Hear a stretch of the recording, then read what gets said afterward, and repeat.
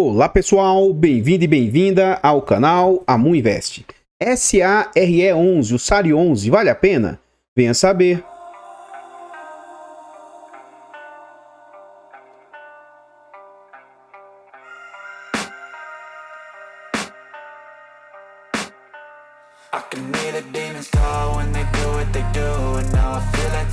Então pessoal, este é um fundo imobiliário do setor de tijolos. Para mim, ele é um fundo híbrido, né? Porque ele tem tanto lajes corporativas quanto galpão logístico. Atualmente ele está sendo negociado ali a R$50. Note, esse é um fundo de base R$100 que caiu bastante a sua cotação. Ele entregou de dividendo nos últimos 12 meses 13,82%. Cuidado com esse indicador aqui, porque quando as cotações caem, ocorre uma distorção no dividend yield. Ele também está sendo negociado a um PVP de 0,54, então ele está com 46% de desconto. E é um fundo que possui uma liquidez muito alta. Ele está negociando na faixa de 1.600.000 por dia, em média. E é um fundo que já vinha com desconto, já vinha depreciado. E no último ano aí ele vem com uma depreciação, né, um desconto, uma queda de 26%. No quesito de cotação, o que a gente consegue observar? Esse fundo, lá nos idos de 2020, ele veio a mercado um pouco antes da situação pandêmica. Então ele é um fundo de base 100, ó. Antes de eu ver isso, vamos ver as cotações. Então atualmente ele está em 50. Ele teve como mínima de 47,81 e máxima de 77. Então ele está começando a beirar as mínimas que o fundo teve aí nas últimas semanas. Então lá nos idos de 2020, antes da situação pandêmica, esse fundo é de base 100 e ele chegou a ser negociado até por R$113. Ele ainda pegou um pouquinho do final da euforia. E aí em março de 2020, o fatídico março, esse fundo chegou a cair para R$65. Depois do medo, de tudo, do alvoroço dessa queda, o fundo se recupera. Volta próximo ao seu VP ali a R$91, na faixa de R$100, até que, a partir de maio de 2021, começa a derrocada e a queda desse fundo. Mas vamos lá, isso aconteceu apenas com esse fundo aqui? Não. A maioria dos fundos de tijolos, e em especial fundos, né, que possuem lajes e tal, começaram a cair bastante aí. Então, desde maio do ano passado, maio de 2021 para cá, ó, o fundo despencou da faixa de R$100 para a faixa de novamente ali R$65. Ele esboça uma recuperação durante o ano de 2021.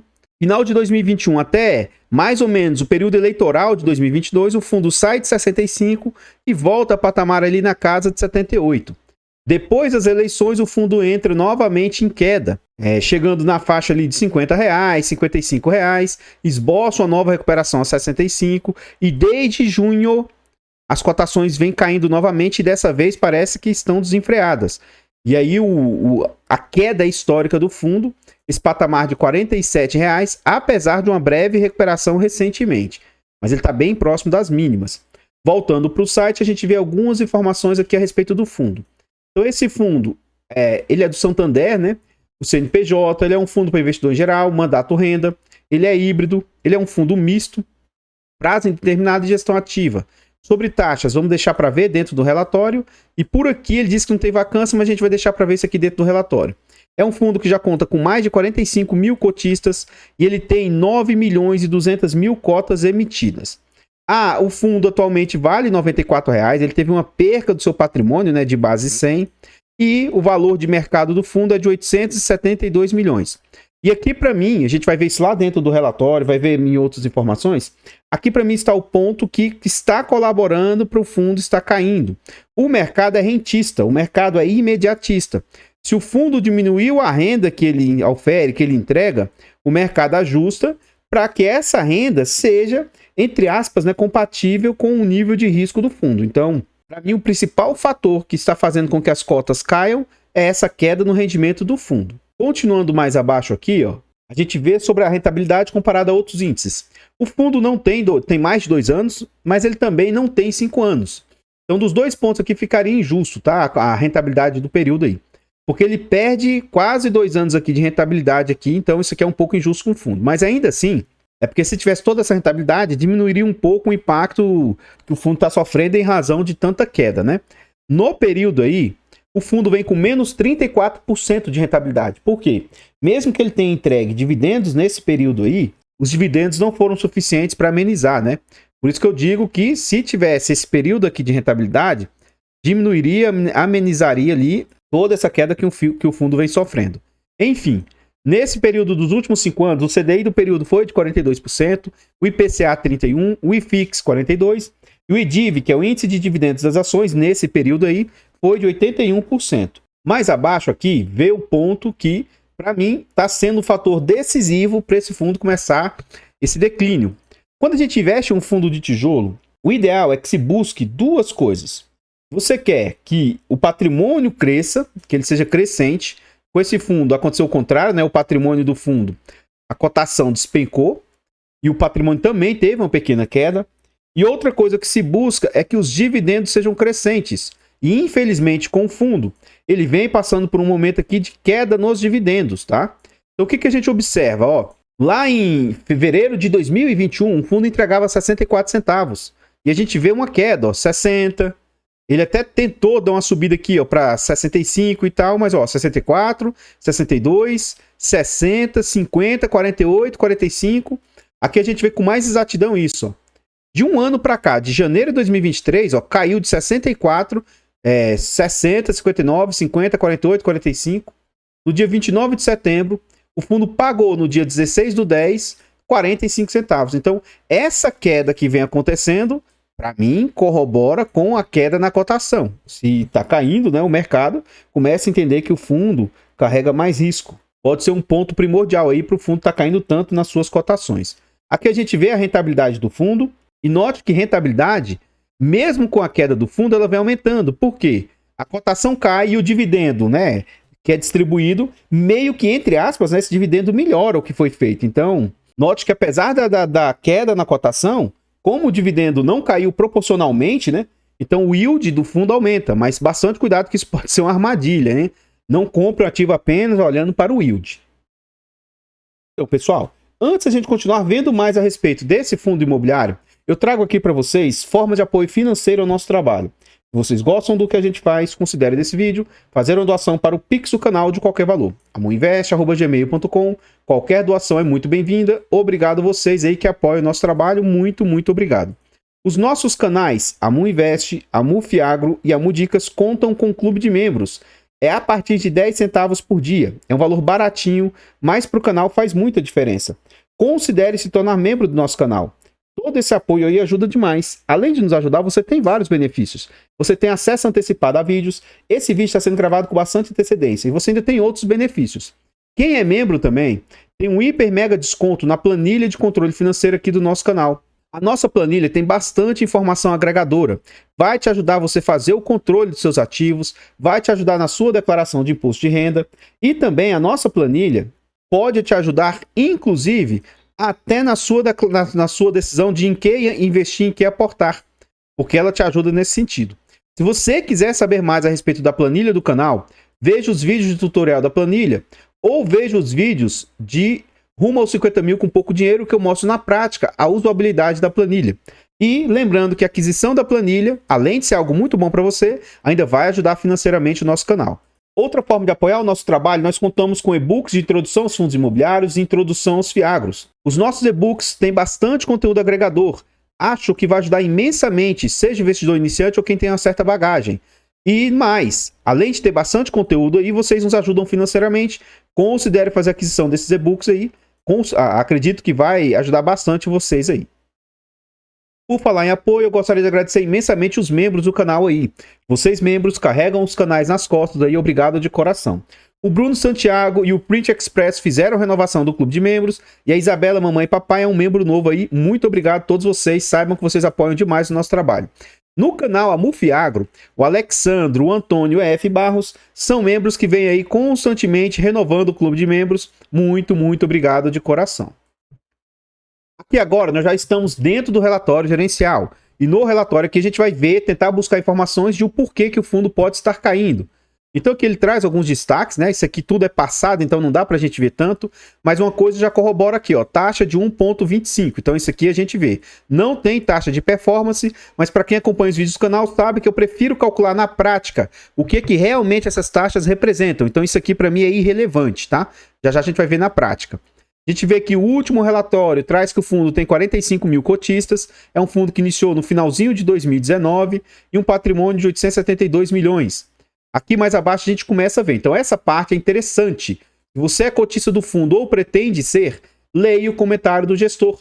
Vamos ver o que ele explica aqui para tentar ver se ele fala algo sobre a queda dos dividendos. Vamos ver se ele fala aqui.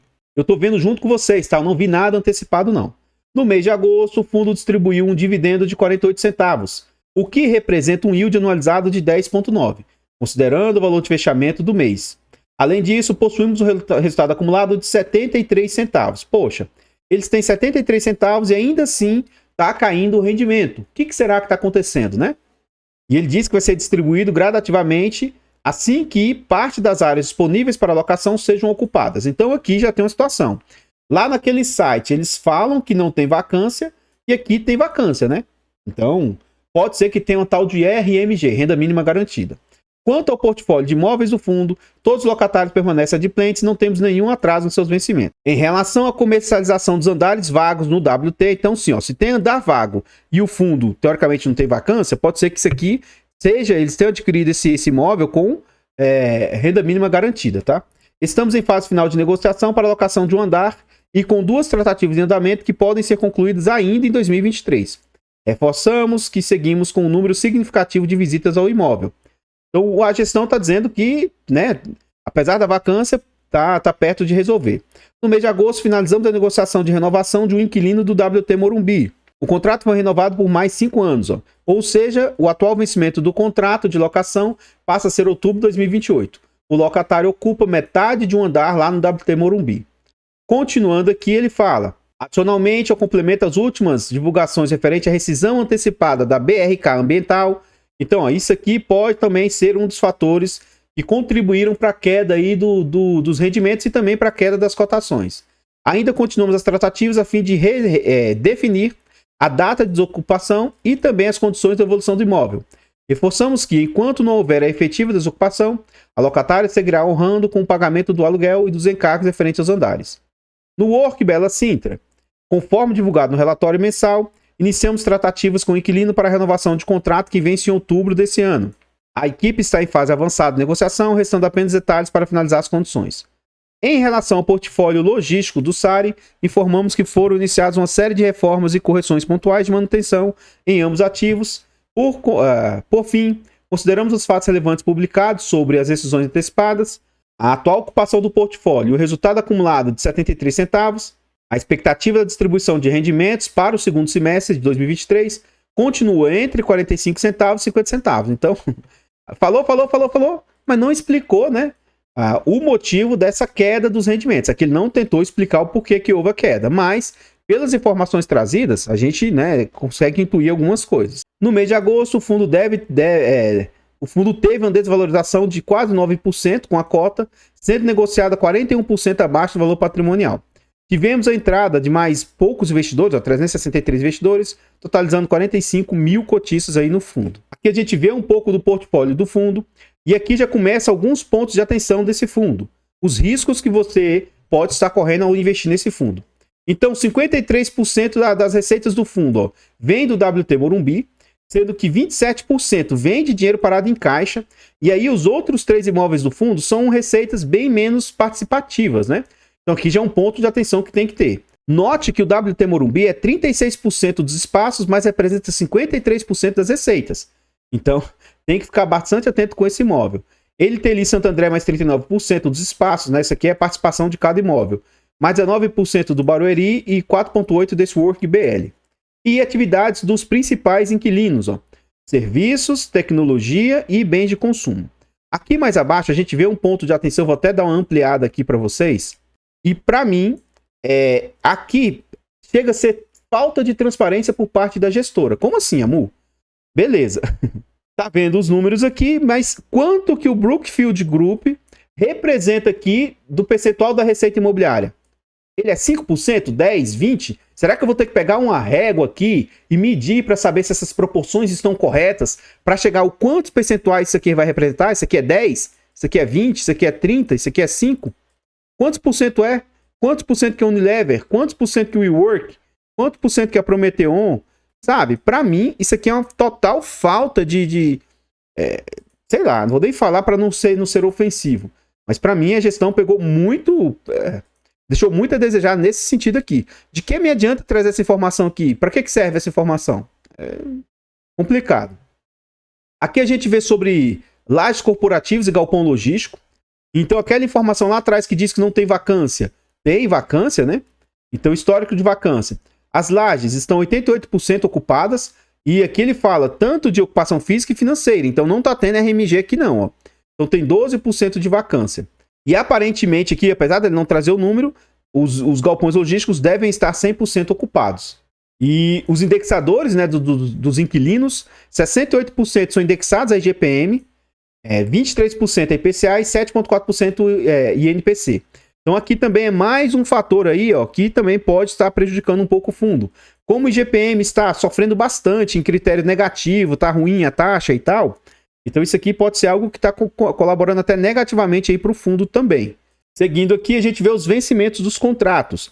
Então esse fundo, nesse ano nosso, ele tem 4,6% dos contratos vencendo. O ano que vem, também aqui para mim, é mais um fator que o mercado está ressabiado com esse fundo. O ano que vem vai vencer 16% dos contratos, né?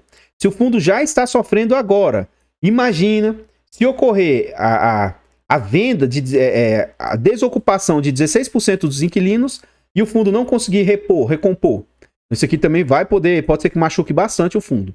E aí só lá em 2027, 60% dos contratos vão vencer, que é outro ponto de bastante risco aí para o fundo. Esse ano, teve renovatórias, ou está tendo renovatórias, de 50% dos contratos. E pode ser que esteja pesando negativamente para o fundo aí por causa do IGPM, né? Então tem um ponto a se observar aí. O ano que vem vai renovar mais 22% dos contratos, né? Revisar assim, pode ser que suba os contratos de aluguéis. E 2025 mais 12%. Mais abaixo aqui, a gente vê a composição do fundo. Como é que é a composição? Então o fundo tem o Barueri, tem o Imóvel Santo André, o WBC. E esse WT Morumbi, que é um imóvel bem oponente, que até o da capa, gigantesco aí, ele é por meio de um FII, né? De um CRI também, de uma dívida. Então note que o fundo, ele tem um patrimônio aí de 994 milhões os imóveis. Contudo, ó, ele tem também, além disso, mais 193 milhões de aplicações financeiras, dinheiro em caixa aí de diversas formas. E aí ele tem uma dívida de 306 milhões, o CRI lá do WT Morumbi. Contudo, ó, ele tem 149 milhões em FIIs e ele tem mais dinheiro parado em caixa, 43 milhões. Então, de 300 milhões de dívida, ele tem ali, entre aspas, né, de liquidez, 200 milhões. Então essa dívida, na verdade, eu não vejo ela como sendo tão preocupante, porque isso aqui pode ajudar e muito a amenizar ou liquidar a dívida do fundo aí. Então, quando você tira a dívida de todo o patrimônio que o fundo possui, ele cai para 872 milhões. Mas veja que é astronômico. O WT Morumbi é 754 milhões. Todos os outros imóveis são bem pouco representativos, né? Então, uma boa parte aí, como a gente já viu lá anteriormente, é o imóvel do WT Morumbi. Então, praticamente, esse é um fundo em que, se a gente for considerar, né? Praticamente ele é só do WT Morumbi. Mais abaixo aqui a gente vê a DRE do fundo, demonstrativo de resultado de exercício. E é aqui que a gente vai calcular as despesas do fundo. Então a gente vai pegar aqui no acumulado, vai pegar em agosto e pega no acumulado do ano também. Em agosto o fundo receitou quase 7 milhões. 5 milhões advieram aí dos imóveis. Os FIIs gerou mais 1 milhão e 400 e o dinheiro parado em caixa rendeu mais 374 mil. As despesas do fundo totais foram 2 milhões e 400, só que a gente só vai considerar os 600 mil aqui, ó, que é o que realmente vai para o bolso da gestão. Então a gente vai ver na prática o que esses 600 mil representam frente aos 2 milhões, os 6 milhões e 700. E depois a gente vai ver o que os 4 milhões e 700 representam frente aos 62 milhões que ele receitou no ano, tá bom? Então se a gente pegar agosto, as despesas do fundo ali, ó, 603 vezes 100, dividido por 6 milhões 939. Então no acumulado de agosto é 8,69. Quando a gente puxa para o ano, essas despesas vão cair bem mais, ó. 4.730 vezes 100, dividido para 62.078. Então, cai para 7,61%. Então, ainda assim, as despesas do fundo, na minha humilde opinião, são despesas bem aceitáveis, né? E note, como que a renda fixa do fundo meio que liquida a alavancagem do fundo, ó. A alavancagem do fundo é 1 milhão e 500 que o fundo tem que pagar. E aí, quando você pega 1 milhão e 400 dos FIIs, mais 374 da renda fixa, o que ele gera de renda fixa dá para pagar as despesas dos CRIs aí. Agora, tem-se que saber, e é isso, a maioria dos fundos não tem essa transparência de saber se vai ter alguma amortização, alguma situação que o fundo precise pagar um valor maior, né? Mas, hoje, o que tem que pagar despesas, a parte de receita financeira do fundo está conseguindo arcar tranquilamente aí com a parte financeira. Aqui ele fala sobre rendimento, essa parte eu costumo pular, rentabilidade eu costumo pular, negociação eu costumo pular, e aqui mostra uma boa evolução de cotistas, né? Quase que dobrou o número de cotistas de setembro do ano passado para agora, nesse último ano, né? Então, um ponto bem interessante. Então, pessoal, antes da gente continuar vendo mais aí a respeito desse fundo imobiliário, a gente ainda vai ver os imóveis e mais informações nesse sentido. Eu trago aqui para vocês formas de apoio gratuito ao nosso trabalho. Se você gosta do que a gente faz, considere nesse vídeo, deixa o like, comenta, compartilha, se inscreva no nosso canal e ative o sino. Tudo isso aí é de graça, mas pra gente faz muita diferença. Então comenta aí pra nós. E aí, você tem o SARI 11? Você teria cotas desse fundo aí no seu portfólio? Comenta pra nós aí se você tem ou teria. Eu particularmente não tenho. Entre esse aqui e o SEQR11, eu optei por ter o SEQR11. Eu acho um fundo mais arriscado, eu acho o SEQR11 também muito arriscado, mas para mim ele é um fundo mais diversificado e até aqui ele vem se mostrando um fundo que não tem tido os problemas que esse fundo aqui está enfrentando, né? Então eu estou satisfeito com a minha escolha, mas é um fundo que também, o SEQR11, pode passar pelo que esse fundo aqui está passando. Agora, o fato de eu ter um e não ter o outro não significa que um seja melhor que o outro, nem indicação de compra, venda ou manutenção do ativo. Tente entender aí o relatório, tente entender as informações trazidas e chega à sua conclusão. Se é um fundo que você deve ter ou não, tá? Mas não leve isso como sendo indicação. Nós temos aí um canal secundário e o nosso objetivo é chegar a 1000 inscritos. O canal já conta ali com 476. Nos ajude a chegar nos 1000 inscritos aí. Então vá lá, se inscreva, ajude a chegar nos 500, nos 700 mil. Isso é importantíssimo pra gente. Muito, muito obrigado. Nós temos aí os 4 canais e os 4 canais estão em outras plataformas. Vá lá nessas plataformas, siga, se inscreva. Eu abro caixas de pergunta frequentemente lá no Instagram. Deixe a sua dúvida lá que a gente vai procurar atender e responder o mais rápido possível. Então aqui a gente vê rapidamente, né, os imóveis que o fundo possui. Ele tem 2 imóveis de lajes e 2 imóveis logísticos. Então o WT Morumbi, aqui mostra as localizações dos imóveis, né? O 2 é o Work Bela Sintra e o WT Morumbi aqui as margens, acho que é do Rio Pinheiros, pelo que a gente está vendo aqui. Então aqui você vê imagens do imóvel, ó. Então esse aqui é praticamente um prédiozinho, né, pequeno. Agora sim, é um prédio bem imponente, mas o fundo detém 75%, né? Tá com a vacância alta de 12,8%, mas é algo até aceitável e controlável. E aqui agora você vê os imóveis logísticos também em São Paulo, Santo André e Barueri, e aqui estão as localizações desses imóveis aí. E aqui a gente vê imagens dos imóveis, vê que são imóveis um pouco mais velhos, né? Aparentemente não são imóveis novos. Então assim, ó, o fundo é dono de 100% desses imóveis, eles estão 100% locados, não são imóveis galpões tão grandes assim, né? Aqui a gente vê, dá para ter noção a respeito dos imóveis do fundo. Aqui ele mostra também a distribuição por ativos. Então os imóveis do fundo, eles representam ali 78%, os FIIs 17%, renda fixa 4%, e aqui ele mostra quais fundos imobiliários que ele investe. Então ele tem o BTCI, CPTS, Iridium, VGIP, KNHY, KNSC e MCCI. Exceto o MCCI, todos os outros aí eu tenho certeza absoluta que o fundo tem uma liquidez altíssima para sair caso ele precise. Então, se ele precisar se desfazer desses fundos imobiliários para pagar a dívida, ele consegue se desposicionar com muita facilidade. E aqui ele vem trazer algumas informações gerais que, para mim, são mais irrelevantes aqui. É algo que já foi dito lá em cima. Então, pessoal, o que eu tinha para trazer a respeito aqui do SARI 11 são somente essas informações. Eu gostaria de agradecer imensamente aí todos vocês que apoiam o nosso trabalho, seja de forma gratuita, seja de forma financeira. Comenta aí para nós o que você acha a respeito do SARI 11. Você tem cotas desse fundo aí no seu portfólio? Você teria cotas dele? Comenta que esse comentário é muito importante. Gostaria de reiterar e agradecer. Obrigado vocês que apoiam o nosso trabalho aí, seja de forma gratuita, seja de forma financeira. Obrigado vocês que têm se tornado membro ou feito doação para o Pix. Obrigado vocês aí que adquirem os produtos do nosso canal. Tudo isso ajuda a gente a continuar fazendo o trabalho que a gente faz. Muito, muito obrigado. Eu vou ficando por aqui e eu espero encontrá-los nos próximos vídeos. Fiquem todos com Deus. Tenham um bom dia, uma boa tarde, uma boa noite e... fui!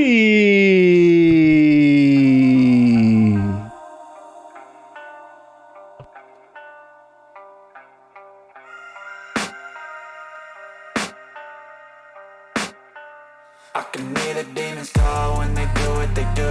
And now I feel like taking off, find a place with a view. The pain is never gonna stop if it's controlling you. I know that time can heal it all, I just gotta get through. I just gotta get through, I just gotta get through. Cause I feel like taking